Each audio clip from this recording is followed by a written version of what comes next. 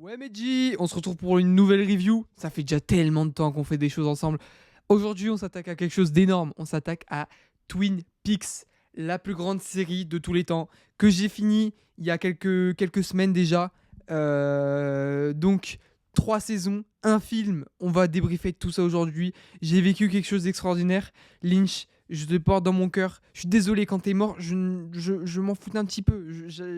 Mais non, en fait. Je suis tellement triste. Pourquoi tu es mort, putain? Force à toi. Je t'aime. Vraiment. C'est trop fou ce que t'as fait. Et aujourd'hui, on parle de ce que tu as fait. Twin Peaks, donc, série vieille. Oh là là, les anciens. Série de 1980. Je saurais pas dire que c'est 80 ou 90. 90 dans la logique des choses. Oui, 90 dans la logique des choses. Oui, c'est 1990. Première saison qui sort en 1990 qui choque le monde de la télévision parce que c'est un réal de cinéma. Le mec avait déjà fait Eraserhead, il avait fait Elephant Man. Est-ce qu'il avait fait autre chose? Je ne sais pas. Avant, il a fait Blue Velvet avant. Blue Velvet. Et il fait Twin Peaks. Un mec qui fait du cinéma, qui fait une série. Les séries de base à l'époque, c'était Columbo, frère. Et bah là, il te sort un truc de fou. Ok, ça commence normal. Juste, on a une intrigue, forcément, parce qu'on va pas raconter rien. Une meuf meurt, premier épisode. Une jeune lycéenne décède. Laura Palmer, c'est la mort la plus incroyable du cinéma. Cette meuf est morte et pourtant, elle va être dans ta tête tout le long de ta putain de série alors que tu ne la verras jamais. C'est une folie. On est là, on arrive dans une ville paumée des États-Unis et donc on arrive dans un cadre absolument sublime. Cette ville paumée des États-Unis que tellement d'œuvres ont repris, enfin cette ambiance que tellement d'œuvres ont repris vient de cette série et personne l'a fait aussi bien que Twin Peaks. Ce truc de petite ville, agent du FBI qui vient enquêter sur un meurtre dans une petite ville perdue dans les montagnes au milieu de la forêt où il se passe des trucs bizarres. Le diner, les maisons en bois, les couleurs, putain, je regrette de ne pas avoir vécu à cette époque. En même temps, je m'en bats les couilles, mais faut le dire, c'était sublime. Dès le premier épisode, je suis tombé amoureux de ces plans, de cette façon de filmer, de cette ambiance, de ces musiques. En vrai, il y a très peu de musique au début, mais je trouve que c'est ce qui fait leur unicité, ce qui fait qu'elles te marquent. Spoiler tout de suite, les musiques de la saison 3 m'ont pas du tout autant marqué. Enfin, si, elles m'ont fait tilt, mais vu qu'il y en a beaucoup plus et que c'est beaucoup plus une réalisation actuelle où on. Plein de musique et tout, bah, c'est beaucoup moins marquant. Alors que dans la saison 1, je crois que la BO fait même pas 10 titres. Sachant que certains sons sont les mêmes, juste ça va être une meuf qui va chanter par-dessus ou quoi. C'est des sons absolument extraordinaires. Et putain, que la musique, elle est sublime. Vraiment, je l'ai écoutée en boucle. Je rêve de vivre là-bas, mais c'est fou, c'est fou. Et en même temps, j'ai pas envie. Je suis juste tellement content qu'on ait fait une série aussi bien. Donc, dans cette série, on va nous introduire pas mal de personnages, tous les plus loufoques les uns que les autres. On va s'attacher à eux tous. Je les ai tous kiffés en vrai. Seul que je pourrais avoir pas aimé. Là, le premier qui me vient, c'est le frère de. Le père de. Oh putain, je me rappelle plus des blasts déjà, ça commence bien. Le businessman, là, le mec chéri, le fils de pute, le propriétaire de l'hôtel. Putain, j'ai plus son blast, c'est une folie.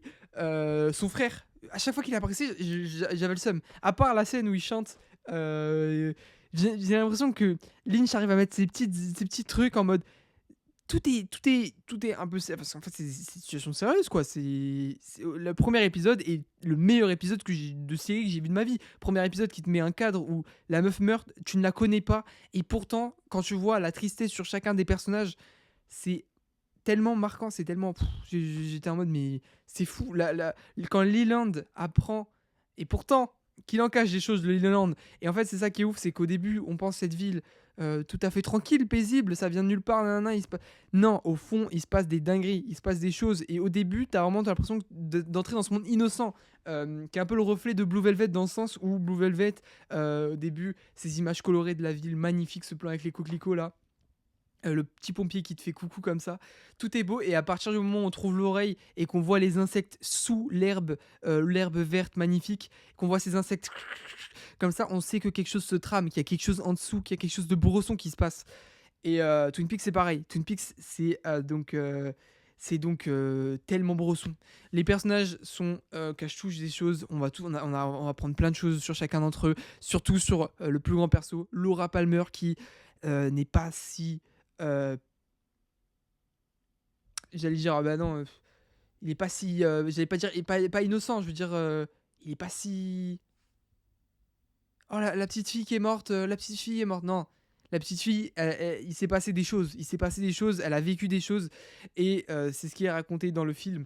Mais du coup, on va suivre notre petit agent du FBI, Dale Cooper. Au début, je me dis, agent du FBI, oh la flemme un peu. Parce que, en fait, j'ai vu tellement de séries reprendre ce truc. Parce que tout vient de cette série Twin Peaks. Et cet agent du FBI qui va enquêter dans une petite ville. Non, t'as envie de voir la ville, t'as pas envie de voir le FBI, ça casse les couilles. Mais non! Là, on a notre meilleur perso, l'agent Dale Cooper. Là, en fait, j'ai des flashbacks de tout ce qui se passe, surtout dans la saison 3. Et je me dis, mais on vient d'où là? On vient de ce petit mec qui parle à Diane, à son talkie-walkie, qui lui raconte n'importe quoi. Ouais, oh, les arbres sont super ici. Oh, je me verrais bien vivre ici. Le mec, juste il a conduit. Oh, j'adore le café. C'est fou ça. Le mec est trop cool. Il est tellement marrant, c'est drôle, cette série est drôle, il se passe tellement des situations absurdes. En fait, entre ces cauchemars ambiants, il y a vraiment une ambiance cool qui fait que c'est juste la série feel good à regarder, mais en même temps, il y a un truc comme des chevals blancs qui apparaissent au milieu de l'écran. Non, il y a un truc beaucoup plus sombre, un monde derrière, un autre chose, quelque chose qui se cache, qui se trame. Euh, la, la méchanceté des gens dans l'inconscient collectif qui se manifeste en une forme qui est presque tangible à la fin. Putain, ça débite, hein. Je pars dans tous les sens, je m'en bats les couilles, encore une fois, ça va venir avec le temps. Et cette review, je la referai peut-être parce que Twin Peaks me marque tellement, et plus j'y réfléchis, plus elle évolue dans mon esprit, plus c'est fou. Donc, cette série qui est si innocente va se résoudre en moustique. Va se résoudre en finale une saison plus 9 épisodes de la saison 2, parce que notre but c'est quoi? C'est de savoir c'est qui le tueur de Laura Palmer. De base c'est une enquête, on trouve le tueur, la révélation est super choquante, vraiment, honnêtement c'est absolument terrible, c'était la pire chose qui puisse arriver et ils ont réussi à la faire. Je ne spoilerai rien parce qu'aujourd'hui je trouve que dans notre génération personne connaît Twin Peaks alors que c'est une dinguerie. Regardez s'il vous plaît. Je parle à qui? Je parle encore une fois à 5 personnes, mais on se sait. Et du coup, on a notre personnage le plus important qui est le réalisateur. David Lynch, il y a Mark Frost aussi, mais en vrai on s'en fout un peu. Alors qu'en vrai il fait beaucoup le pauvre. Mais on se rend compte de l'impact de David Lynch seulement au moment où il s'enfuit. Cette série va apporter et va avoir comme message de base environ principal, le message caché c'est fuck la télé. Fox, c'est venez, on apporte un truc à cette télé qui demande de faire des épisodes pour retenir une audience, pour retenir des gens. Non, ici on fait du taf de qualité. Il fait des épisodes et au bout d'un moment on lui en demande trop. On lui demande de s'arrêter, de révéler les tueurs pour regonfler les audiences et tout. Il le fait parce qu'il est obligé. C'est pas lui qui paye la série. Il le fait et donc il est obligé de révéler le tueur au bout de 8 épisodes dans la saison 2 alors qu'il voulait le révéler à la fin. Et là, à partir du moment où le tueur est révélé, il se barre. Lynch se casse. C'est bon, c'est plus son bail, c'est plus son dos. Faites sans moi. Et là, on se rend compte du vide abyssal qu'il laisse derrière lui. Parce que ça reste des épisodes cool, parce que l'univers installé de base est déjà est super cool et tout.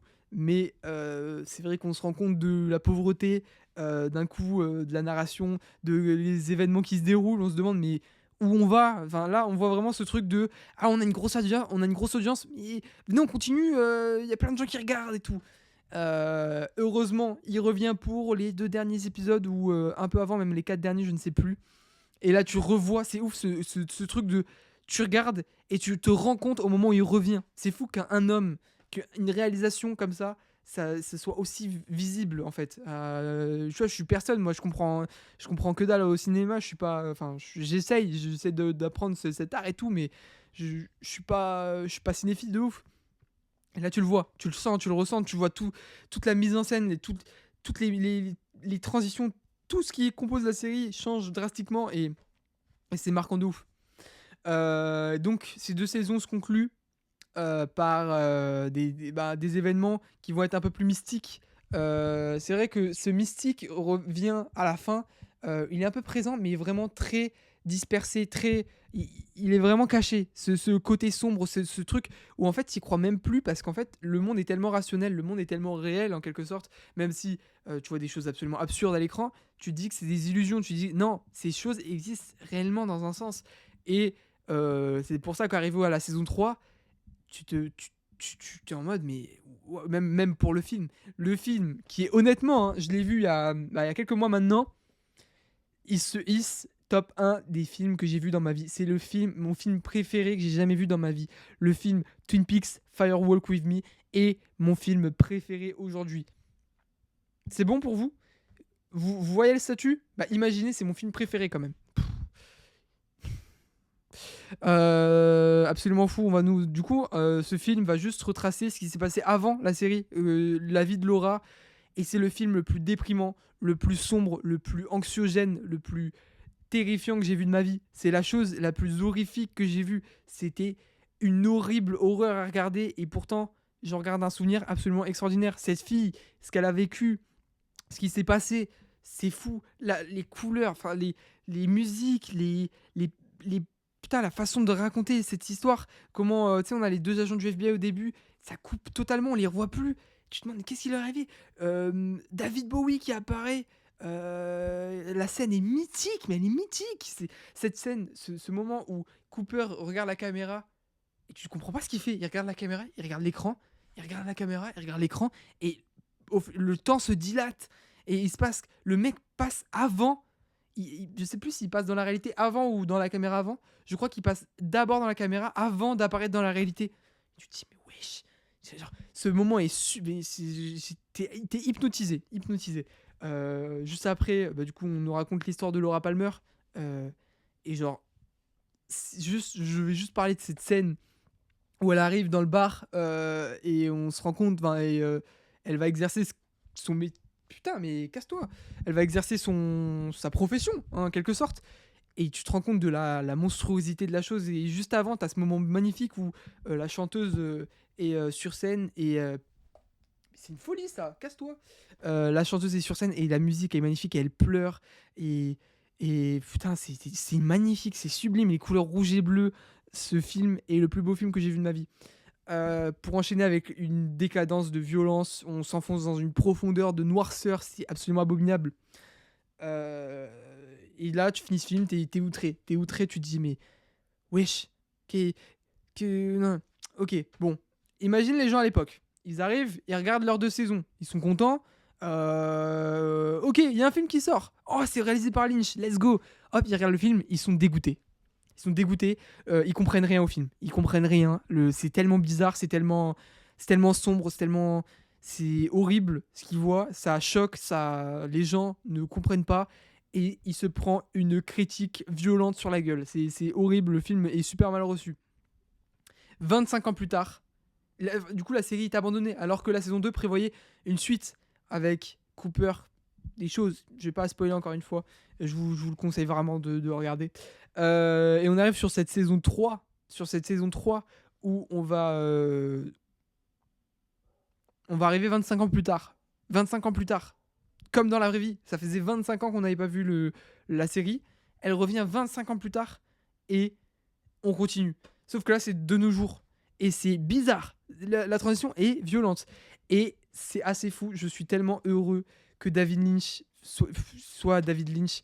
Et en fait, tu pourrais t'attendre à du fanservice. Il y a tellement de gens qui ont kiffé à l'époque, à ce truc de nostalgie. On vous redonne Twin Peaks, on vous redonne ce que vous voulez.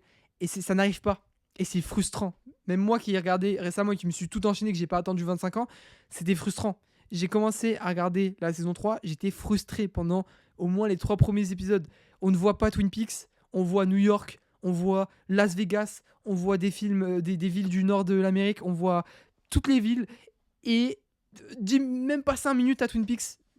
Je sais même pas si dans le premier épisode on le voit. Ce que tu veux voir, c'est l'évolution des personnages. C'est une tristesse absolument folle de revoir ces personnages 25 ans plus tard parce que les acteurs aussi ont vieilli. Certains sont morts depuis. Parce que bon, ça date quand même. Et revoir ces personnages vieillis et qui ont fait leur vie, etc. Et juste voir un peu comme les potins, tu sais, t'as une genre de curiosité en mode Ces gens, je les connais. Ils m'ont tellement fait kiffer sur toutes ces saisons. C'est ouf de les revoir et de voir qu'est-ce qu'ils sont devenus. Et sauf qu'ils mettent du temps. Ils mettent du temps à te montrer ce qu'ils sont devenus. Il y a tellement de persos que tu verras qu'à la fin de la saison, qui est une très longue saison, je veux pas dire de conneries, mais 18 épisodes, je crois. Je sais plus. 18 épisodes, je crois. On commence avec un. Et aussi, la chose la plus frustrante, c'est qu'on veut revoir Cooper. On le voit très vite, on le voit. Mais est-ce que c'est Cooper? Il y a plusieurs. Bon, je vais pas spoil, mais c'est assez frustrant. Voilà, t'as vraiment ce début assez frustrant. Tu sais pas trop où ça part. Tu dis, mais en fait, putain, il a fait un. Là, c'est une autre chose. C'est pas Twin Peaks, c'est autre chose que je suis en train de regarder. C'est quelque chose qui se passe dans l'univers de Twin Peaks, mais c'est pas Twin Peaks. Tu te dis, mais c'est trop bizarre ce qui se passe. Putain, t'as tellement de scènes marquantes. Cette saison 3 est un chef-d'œuvre contemporain. C'est fou. C'est une singerie. Comment c'est du grand cinéma, c'est du cinéma en série. Chaque épisode est un putain de film. Chaque épisode est incroyable à suivre. C'est fou. Tu regardes ces épisodes, tu les enchaînes, et c'est rude. C'est rude parce que Lynch te donne pas ce que tu as envie de voir en fait. Il te donne, et ça, c'est ça qui m'a le plus choqué. C'est vraiment ce truc de putain, je regarde. Mais dans un sens, je ne prends pas. Tu sais, tu avais ce genre de plaisir où ça donnait ta dopamine en quelque sorte à regarder Twin Peaks. Parce qu'à chaque fois, tu revoyais le shérif, tu revoyais Cooper, tu voyais les mêmes gags. Enfin, les mêmes gags, pas les mêmes gags, mais tu voyais la même ambiance et tout. Et là, tu recherches ça, tu recherches ta dopamine et non, on te la donne pas. Et on te donne une toute autre histoire beaucoup plus sérieuse, abstraite, très abstraite. Il y a tellement de personnages, il y a tellement de. Un casting, mais un casting absolument fou, hein, faut en parler aussi. Casting de fou. Et même sa conclusion. Ne... Bah, ça reste Lynch, quoi. On va pas te donner toutes les réponses, on va pas. Tout est là, mais en fait, tu ne comprends rien. Enfin, si, tu comprends des choses, mais tu n'as pas du tout. Et c'est frustrant. T'imagines, t'es là 25 ans après, tu reviens dans ta série, et en fait, le problème, c'est qu'elle s'est arrêtée à un moment où il y aurait dû avoir une suite. Du coup, t'attends la suite à ce truc, tu l'as, mais elle est tellement différente de ce à quoi tu vas t'attendre que t'es un peu wesh, qu'est-ce que je regarde. Et c'est vraiment, j'avais l'impression que ma vie était un rêve pendant que je regardais la série. J'ai l'impression, mais mec, qu'est-ce que je regarde là, c'est fou. Et du coup, t'as tous ces moments où tu revois les personnages. J'avoue que le moment où on revoit James, ça m'a marqué, hein. La tête qu'il a, je trouve il a tellement mal vieilli, le pauvre. Et t'as l'impression que c'est devenu un loser. Bon, la première fois qu'il réapparaît, t'as Sheila qui dit putain, mais j'ai l'impression d'avoir des trous. Elle s'appelle bien Sheila, hein, et qui dit à ses potes oh, il y a James, nanana. Ah, mais il reste cool, James. Mais dans ce sens, quand tu le vois, en plus, je sais pas, il a une coupe à la Ronaldinho, il a juste des cheveux là-dessus, là. Et tu te dis, mais putain, mais c'est triste, quoi. Ça fait mal. Ça fait mal. Revoir tous ces personnages. Bah, même Sheila. Putain, mais j'ai pas l'impression qu'elle s'appelle Sheila. J'ai l'impression de dire une dinguerie. Quand tu revois Bobby qui est plus avec Sheila, là, que ils ont une fille et que Sheila, elle est avec un autre et ça rend triste Bobby. Pareil pour Norma et Ed. Norma et Ed qui sont plus ensemble et alors que c'était l'amour fou entre les deux, c'était un truc un peu. Et même Ed qui n'est même plus avec Nadine. Nadine qui est complètement folle encore avec son petit cache-œil là, avec ses pelles en or, le mec dans la radio. Il y a tellement de choses. J'ai l'impression d'avoir vécu un rêve de regarder cette série. Et j'y réfléchis tous les jours depuis que j'ai vu. Je regarde des vidéos, je regarde des analyses, enfin pas des analyses, genre vraiment juste des gens qui en parlent pour me remettre dedans et réfléchir à ce que j'ai vu, est-ce que c'était, enfin comment c'était génial, des podcasts et tout. Et waouh, enfin c'est vraiment une des plus grandes œuvres qui a été faite aujourd'hui. Je pense que Lynch est le plus grand, enfin c'est mon réalisateur préféré en tout cas aujourd'hui. Twin Peaks m'a fait regarder toute sa filmographie, qui est aujourd'hui ma filmographie préférée dans le cinéma. Bah, sachant que j'en ai pas vu énormément, hein. Je suis pas, enfin, c'est le seul mec où j'ai presque tout regardé, genre en mode je voulais tout me faire parce que ce mec me passionnait. Il y a pas beaucoup de réals en mode souvent je regarde un film parce que le thème ou l'ambiance du film m'intéresse. Là, je regarde parce que c'est Lynch. Jamais j'aurais regardé en vrai, j'aime l'ambiance de tous. J'allais dire jamais j'aurais regardé Elephant Man, mais au final c'est le premier que j'ai regardé parce que c'est le plus accessible en quelque sorte. Et en vrai, si j'aurais peut-être pu le regarder. Mais en tout cas, Eraserhead, je ne l'aurais jamais vu. Et Eraserhead étant le film le plus bizarre que j'ai vu de ma vie. Je ferai peut-être un épisode sur la filmographie de Lynch, parler de petits films, parce que vraiment, c'est trop fou ce qu'il a fait. Chaque film est incroyable. J'ai juste pas vu le film Disney, voilà, c'est lui qui lui, il m'intéresse pas du tout. Le film sur les fermiers, là. Et il me manque Inland Empire, le dernier, que ouais, je vais m'empresser de voir.